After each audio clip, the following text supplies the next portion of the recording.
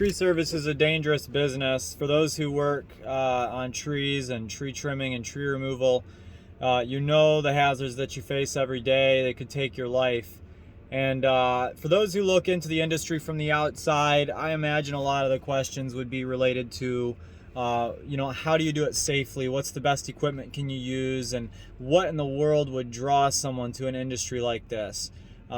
If you're living in, America, and you're having a physically easy life, right? And you're not facing death on a routine basis from natural causes or from hazard or danger, right? Your danger, your worst danger is driving down the road.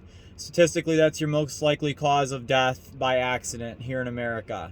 And so when people go into this industry, I like to think that there's something that's just not quite right in their head.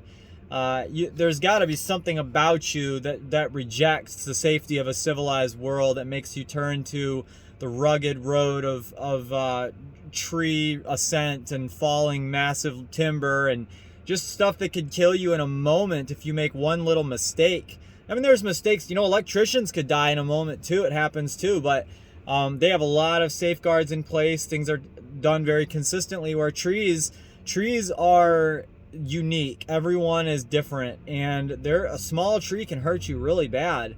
I had a broken foot within the first 2 months of having the climbing harness, and I made a bad cut, and it was my call. But anyway, I'm just saying, I think there's something that's a little bit crazy and unhinged that makes a guy climb a tree. It's not something bad about us. We choose this path. But you got to be intelligent enough to stay alive, and you got to be dumb enough to try it in the first place. So it's a weird cross point. It's like the world won't have you, so you'll do this instead. That was my story.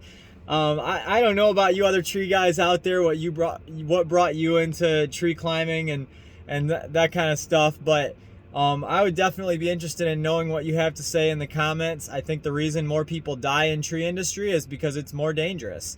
It's not because there's not appropriate training. It's not because they're the wrong type of people. The right type of people will gravitate towards a profession in a capitalist society, and that's what's happening here.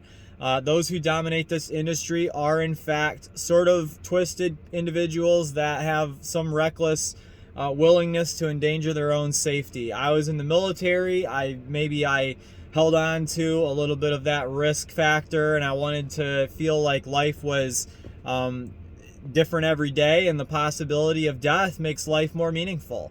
But maybe that's not all it was. Maybe it was a skill set that I turned out I had a talent for. Some people think cutting trees is really easy and simple too, and I don't think that's correct either. I think tree work can be very intricate, and it requires very great attention to detail. I like to say that, when you're tired, it makes you hurt worse, right? If you're in pain, it makes you more tired.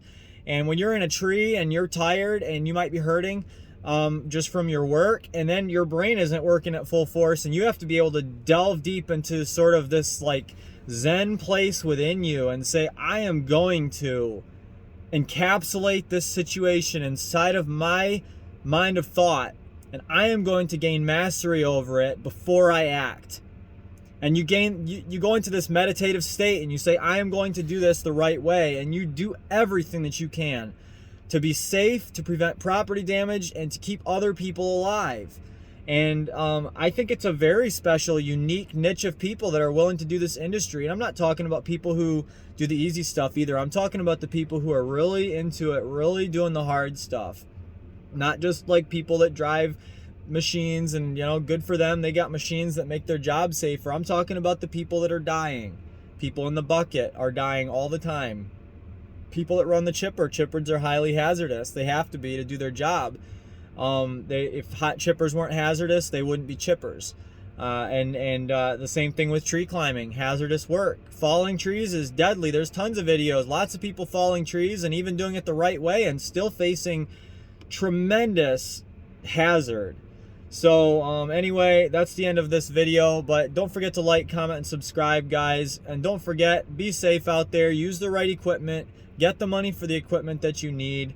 It will keep you alive, so it's worth any amount of money that you can spend on it. And also, let's see. Well, anyway, have a great day. All right.